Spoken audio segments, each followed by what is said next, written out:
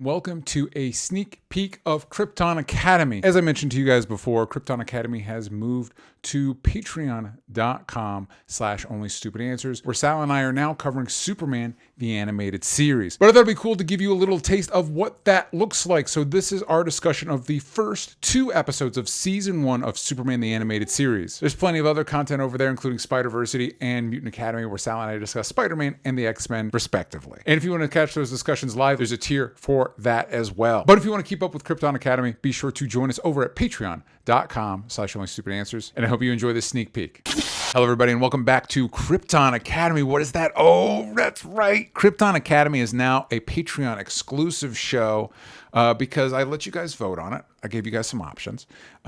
Keep doing Spider-Man stuff. Do go back to X-Men the animated series, or do Superman the animated series, and you all chose Superman the animated series. So Krypton Academy moved from my personal channel, DJ Talks Trash, youtube.com/DJ Talks Trash, and it's now going to be a Patreon exclusive show. This specific episode, because it's the first one, might at some point find its way onto the main channel to be like, hey, this is what we're doing over there. So if you're seeing this on the main channel and you want to check out the rest of our Superman the animated series discussions, you can do that over at patreon.com/onlystupidanswers. I'm your host, DJ Wooldridge. With me, as always, is Sal. Hey, Sal. Hi. How are you feeling about diving into Superman the animated series? Pretty good. Watched the first 4, and Yeah. I haven't not seen this show in a while. I've seen snippets of this show over the last couple of years, but I think the last time I actually sat down and watched Superman the animated series was when it was on. Same. What's interesting is that I remember Batman the animated series obviously blew my mind as a kid. And left a big impression. And I remember watching Superman the animated series and thinking that this is fine. I like this. But at the time, as a kid, I wasn't as much of a Superman guy as I am now. And I will say, at first, when I did the poll, I was like, really? You guys don't want us to go? Right? I mean, I think we're right around the corner from the Dark Phoenix saga. You guys don't want us to do that on X-Men the animated series? But it's like, we'll go where the fans go. And then when I was watching, I'm like, oh, God bless you all, because this was of the animated shows we've covered, this was the breeziest. Like, I could probably watch a whole season of this in one sitting. I could watch a whole season of the show. So true. Yeah. It is so easy to watch, and it's interesting because it did the same thing. By the way, I should point out that I think Batman the Animated Series was still on Fox when this show aired. Yeah. I vividly recall the Batman reference in one of these episodes. I want to say it was episode 3. Yeah. And the buzz at my comic book store afterwards, because I didn't have friends who read comics, so I had to listen to full-grown adults talking about comics while I was nervously grabbing books while my mom impatiently waited for me in the car outside. Yeah. So but they were talking about they said he's going to WB, and I was like, what? Why would Fox give, even as a small child, why would Fox give up Batman? It's the cornerstone of their entire Saturday morning lineup. Yeah. And wouldn't you know it, well, because the Kids WB launched, and then they were like, we're going to need more programming. Yeah. We own that. And I think that was one of the things, because this was around the time when they started connecting up. The animation style of Batman changed to better match this. And I remember as a kid I was really disappointed with it. No, as a kid, you notice the difference. Yeah, and they needed to save some money. That said, I now live in the now times, and we watched a bunch of seasons of Spider-Man cartoons and of X-Men the animated series, and now I'm like, well, this is not as good as the original Batman the animated series. This is leagues better than everything else we've been watching. Yeah, it's still better than some Spider-Man cartoons that have come out more recently. Yes. Yeah, it's, by the way, to be fair, we are watching the opening. The first 3 episodes are like an opening movie, so this is where they dumped a lot of the clips from this are in the intro sequence. Credits, They dumped the money into these ones, but it's still this is gorgeous. This is beautiful. Yeah. But it's funny because it's selectively beautiful. There are sequences where I'm like, this looks like the regular show. This looks like what I remember the show looking like, and then there'll be some shots that are really well shaded and really like nice looking. Pretty much anything, anytime anything explodes or gets on fire, you're like, oh, that looks nice. And I'm like, it must be that they have multiple studios make it, because they're like, who does the opening of your show, of your new animated series with 3 episodes that are intimately connected? The first of which features 0 Superman. Yep. What are you doing? But that being said, I know that like it is just they're riding high off of the success of Batman. And when I say that, I mean like Batman's already been successful, but it's also kind of old news.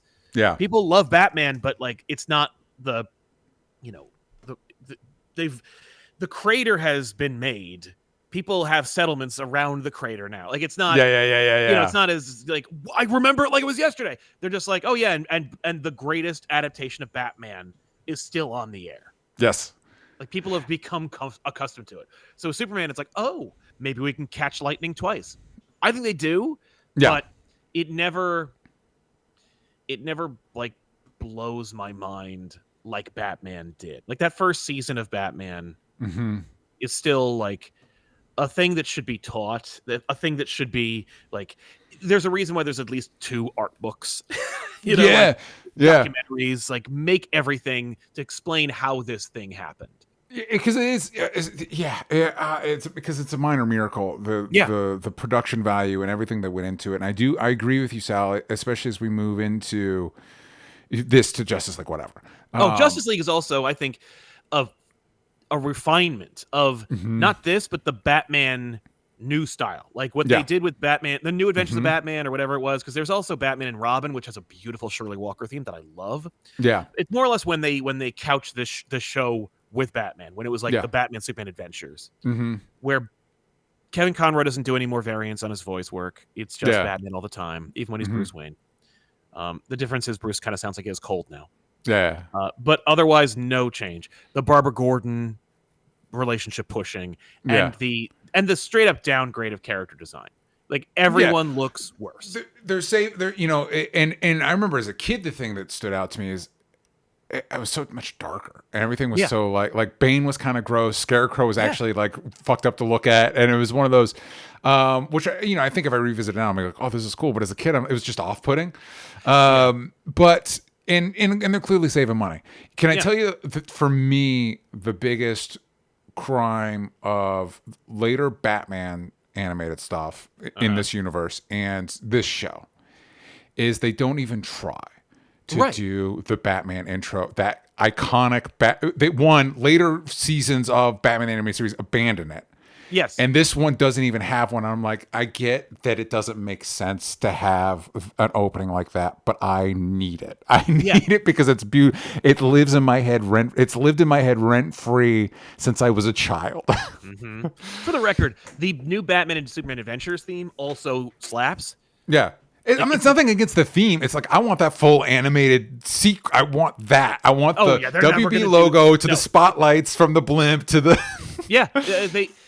they'll never do that again. I know. I mean, and by the way, if you've never seen it, folks, it's available online. You can see like the proof of concept for the Batman animated series is just a prototype for the opening sequence is just that. Yeah. They were like... that worked so well. Just make it the opening of the show. Yep. I wish Superman was like that. I wish that they had done that. Didn't even occur, but it's also just like it is kind of lazy and cheap. Where it's just like, how about some clips of what we did in the first 3 episodes?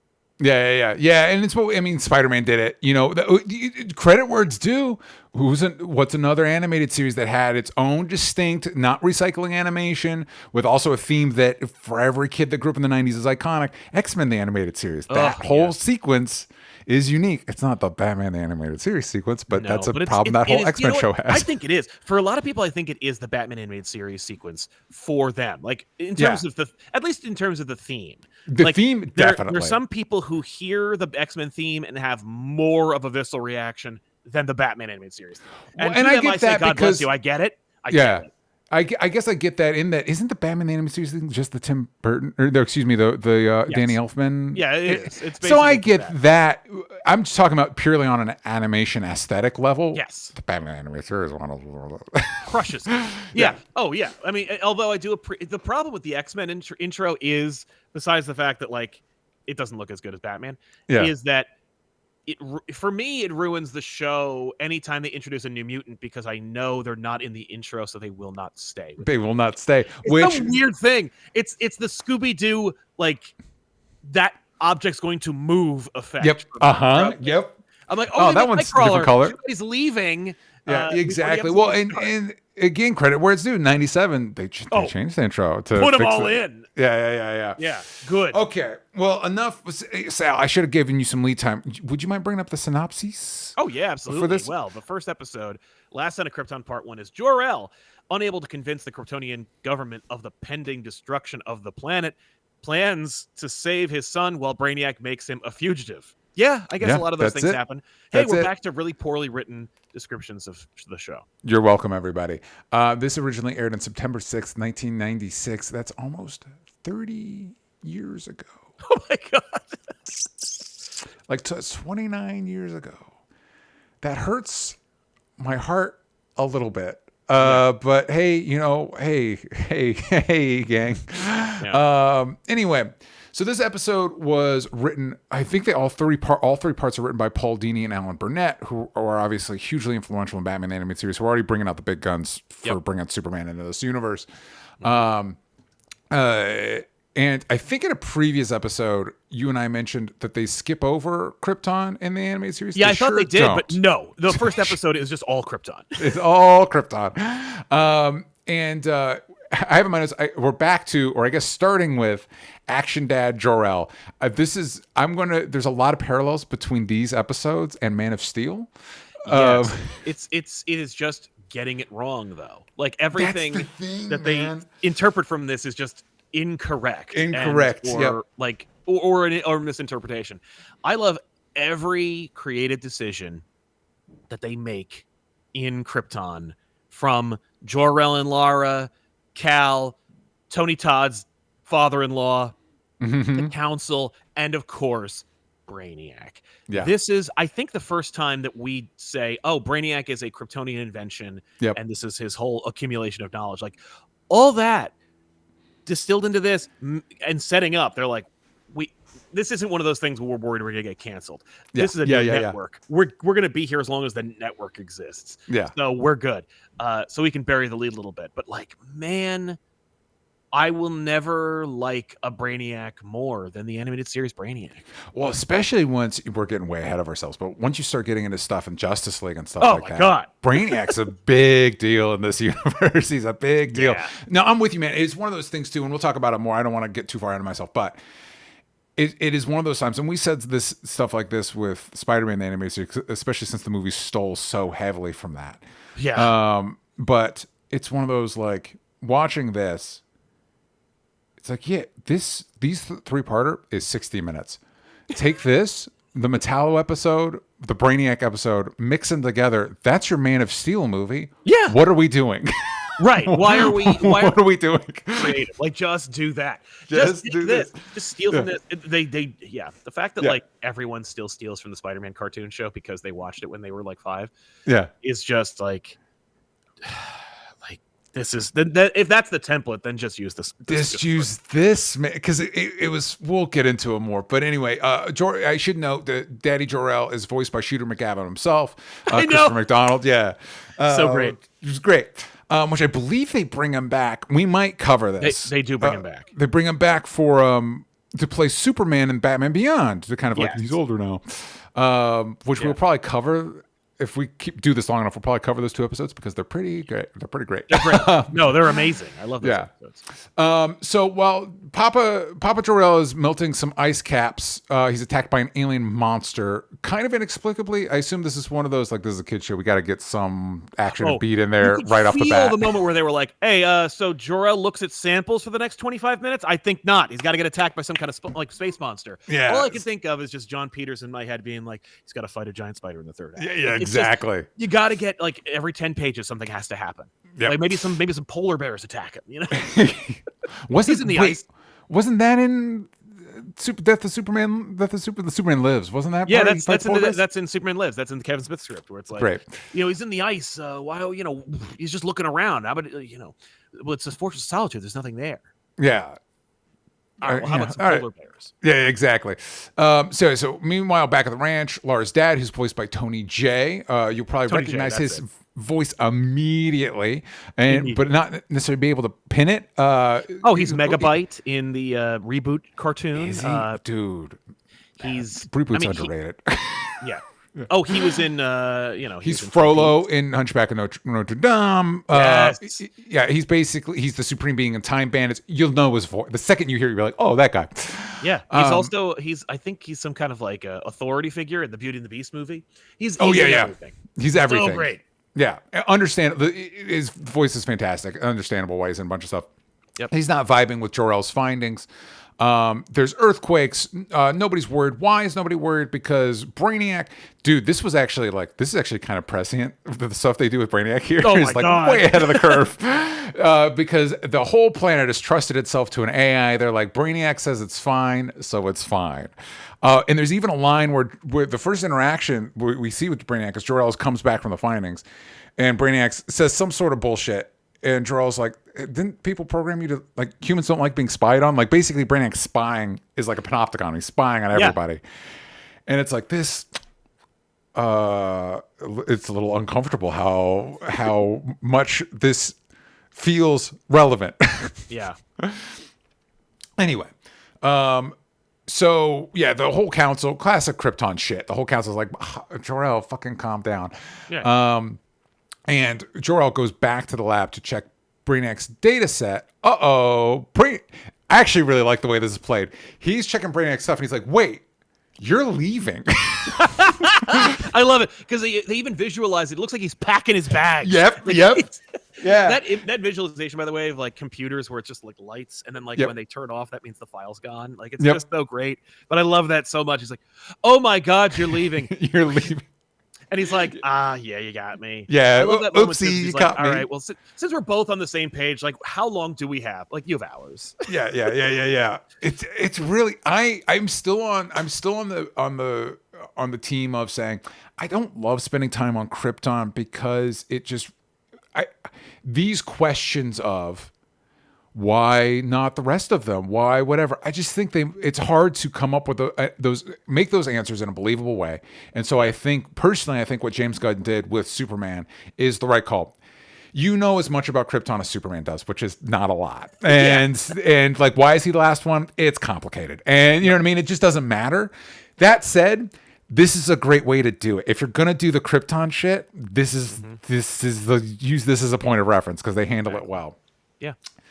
And Jor-El's plan's actually pretty legit. The whole plan makes sense. He's like, I'm going to put everybody in the Phantom Zone, all of Krypton in the Phantom Zone, and then we'll use one ship to send them to Earth, and then they'll bring everybody out of the Phantom Zone. Yeah. And the council's like, with our you want us to put us in prison? Nah, dude. Brainiac says it's fine. It's like, this actually tracks pretty well. It does. Now, that being said, I understand the logistics where it's like, so we're all just going to get there. And all of our most like heinous and vile criminals will just be like, hi. Yeah. Like, so we'll have like a war. We'll be fighting like a Kryptonian war. It'll be like Revelation, where it's like angels and demons battling each other forever. Until we get to Earth, and then one of our people will let us out, and then they'll be out, and then they'll have superpowers. Like, it's a problem, but it also is a tomorrow problem.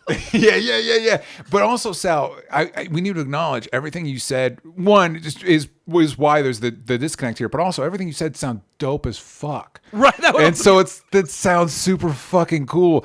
And now it's like that's a Superman backfired watch where like the plan was you let them out. Right. The problem is now everybody but Zod and his gang is dead. They killed everybody, and that's the problem. They'll even like they'll be wearing their robes and be like, "Oh, Kal-El, thank you." Yeah. And then it's like, then he's looking at like, so he's cross-referencing some yearbook photos, and he's like, "Holy shit!" Wait. Oh, whoops. Most likely to take over the world. Yeah, and again, we talked about the Mythic, man. That's Mythic. That's the Paradise Lost, fucking in the Phantom Zone. Anyway. Yeah. Okay. Brainiac bounces. Jor-El comes back. This is Man of Steel, man. He comes back, but now the cops are after him because Brainiac is like, he did bad things while he was he diddled me, basically. and now the cops are after him. And all they can do is they've got the one ship and they can only send one person. He does float the idea briefly. It's like, we might, maybe, possibly, Lara, be able to send you with Jor-El. And I think Lara makes you in the pod. Yeah. And Lara's like, that sounds like a lot of what if maybes, and I want to make sure my baby's okay. So, yeah. And I'm going to be straight with you, Sal. You know, growing up watching Superman stuff, like, yeah, baby in the rocket. Yeah. That's the backstory. Now, as a new dad, like I'm holding my son as I'm watching this, and I'm like, this is the most devastating thing I've ever seen in my life. Like, you have to, like, it just completely recontextualizes any of this Krypton stuff with Superman. Absolutely. Yeah. So Jor-El escapes from Brainiac. He's being chased by cops. Lara's dad leads the cops on a wild goose chase. Props to father-in-law for taking one for the team. And then dying. Yeah. And they send baby Kal-El off. You've seen it before. And then they do the Destruction of Krypton sequence, and for some reason it's like, feels like the most harrowing destruction of Krypton I've seen. And I think what it is because I think this is why people always go back to it. Yeah. So you feel the weight of this loss, but this was the first time, like, I think it's because we see enough characters that this is their life in media res. Like, so the cops end up chasing Jor-El's father-in-law without realizing it. This is just another day, and then suddenly, like, everything's blowing up, and they're like, wait, what? And then you've got people in the city, and of course the explosions look like nuclear explosions. Yeah. And it's like, this is, for a kid show, this is rough. It is. Yeah. It's dark. It's heavy. Yeah. So now we're into season 1, episode 2, Last Son of Krypton, part 2, which aired the same date, September 6, 1996. Sal, what's the synopsis for this one? Young Clark learns of his alien past as well as his full power and decides to move to Metropolis to be both reporter and superhero. Yeah, this is the one. This is definitely the redheaded stepchild. This is the middle child of this 3-parter. Because it's too bad, because I liked it a lot. I think it's cool. I think it's. I understand the motivation of being like, first episode, Krypton parents. Second episode, Earth parents. Yep. I loved it, and I loved the voice change for Superman. I really enjoyed this episode. I like the voice actor they get to play young Clark is another one of those, been in everything, and every time I hear his voice, he's also Max from the Goofy movie, and so the second his voice comes on, it's like immediate nostalgia. It's like, I'm kind of like, could you play Superman? The reason I say it's the middle child is because Dan Riba and Bruce Timm himself direct the 3rd episode. The thing is, just Dan Riba in the first one, and who's been a big part of Superman animated series. This one's kind of like, the big leagues aren't on. This is the one where we're going to spend a little less on the animation. We're doing both Smallville and he's in Metropolis. We're going to speed run this whole thing. That's fair. But to Sal's point, it is still good. Yeah. So Kal-El's ship lands in Kansas. It's a pretty gentle landing. It kind of like, boop. It's not. I was like, I thought it was going to explode. And it's just like, no, boop, which makes way more sense than any other version where it just crashes in there. Like, this makes sense. Mm-hmm. Martha's immediately smitten with the baby, and she suggests Martha and Mom Pocket find a classic, and she has some name suggestions, and each one of them is great. So Christopher, which is of course a reference to Christopher Reeve, Kevin, which is a reference to Kevin Conroy, Kirk, as in Captain James T. All great, and she settles on her maiden name, which is Clark, and young Clark is voiced by Jason Marsden, who we were just talking about, is another one of those, like, the second you hear his voice, you're going to know his voice. Yep, that's right. And this is a weird one to say, Sal, and I say this in the same way with Rogue in X-Men the Animated Series. We're going to get to Lana Lang. And she's an animated character, but she just sounds hot. Like, the voice is like, she sounds hot. She sounds hot. I agree. I don't know how else to say it. She just sounds hot. And it sounds like they're like, play it hot. Like, yeah. Like, that's the note. Like, be hot. Make it a hard choice to leave Smallville. Yeah. Like, and I wonder how you do. what makes me wonder what makes a voice hot? What makes that is the talents of Andrea Romano, right? Yeah. The voice director being like, she is so good at her job. It's why you love Avatar: The Last Airbender. Like she just pulls those performances. She's great. She's an all-timer. Yeah. So Clark is opening up to Lana about his burgeoning powers, super hearing, super seeing, all that stuff. And Lana's a little judgy because he points out that like there's a girl over there telling Pete that her parents are out of town, and she's like, I know this is right after Lana said she's had a crush on Clark since she was a kid, and she's like, that skank or whatever. I'm like, are you into Pete? What do you care? Let Pete? No, she's like, Pete, dude, like, yeah, all right.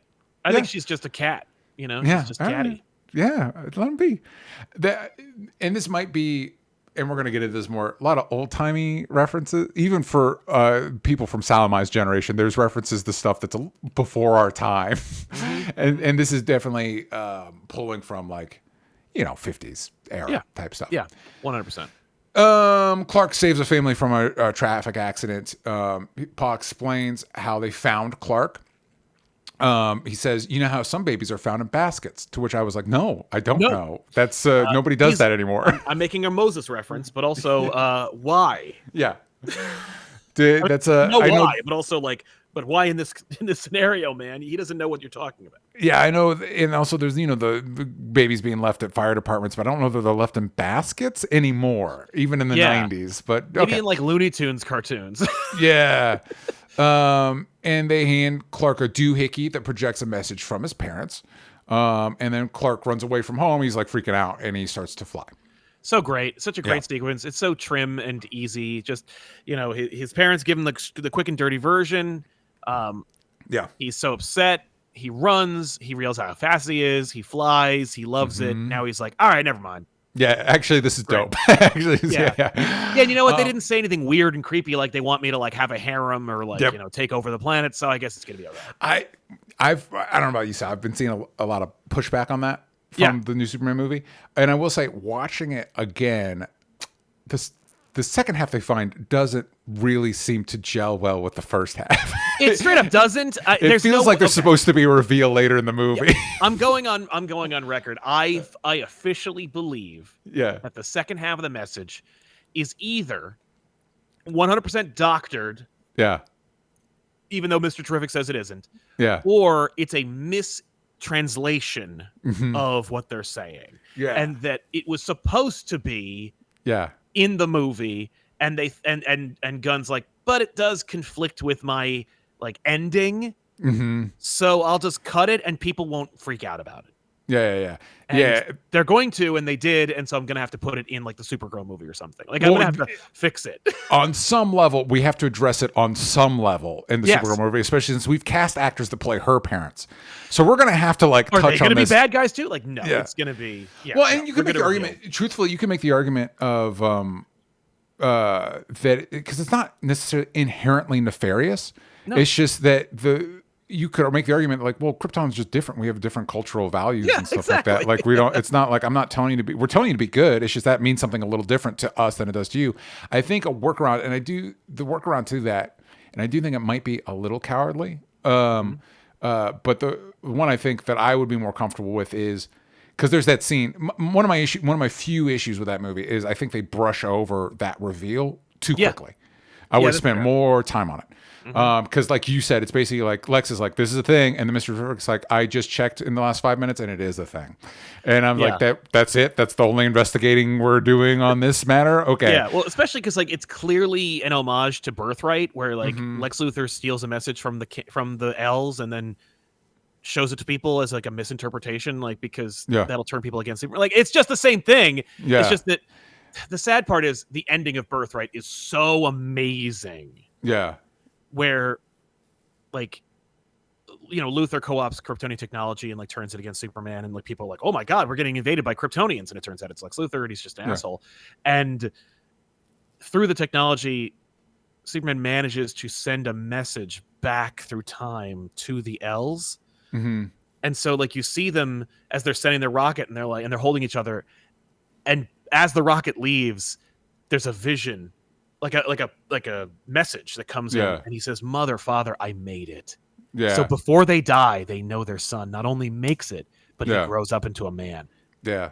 Oh, cinematic as hell. It's perfect. It's Mark Waid. Should have been in the movie. I need to reread Birthright. It's been a minute. You're making me like, I need to reread Birthright. It's a little dated because everybody communicates through like Hotmail. Mm-hmm. Oh, we're gonna get in these episodes. We're gonna get into some dated communication, but I think the solution I would have suggested for this is, instead of Mr. Terrific being like, no, it's real, is saying, I'm Mr. Terrific, so I'm checking right now.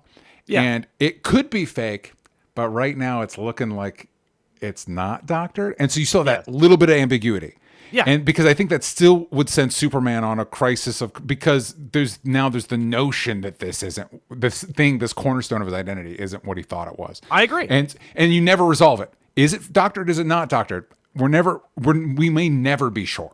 Sure. And you're going to have to deal with that. That's fine with me. I'd like that better. Yeah. And I don't hate that. We'll get into we're going to talk about Superman. We'll get into it there. But I don't hate that change as much as other people do. But anyway, we're not talking about that. We're talking about this. Now we're going to cut to Metropolis, where we have a little girl on TV that's talking about being saved by an angel. Yep. Lois is, meanwhile, at the Daily Planet, Lois is bummed that this angel story has bumped her big crime ring story, and she's introduced to Clark. I do want to note Lois Lane has purple eyes in this, which is interesting. It's an odd choice. Yeah. Lois is kind of like stylistically all over the place in these episodes, where sometimes she looks like what you think they want her to look like, and other times she's just off model, and it's just you could tell there's like multiple groups working on the show at the same time. It's fine. Again, it's like, I know where the show goes, so I don't care. I love it. Mm-hmm. And if I were watching it on a small CRT TV in 1995 or whatever, I would not care. Yeah, not care at all.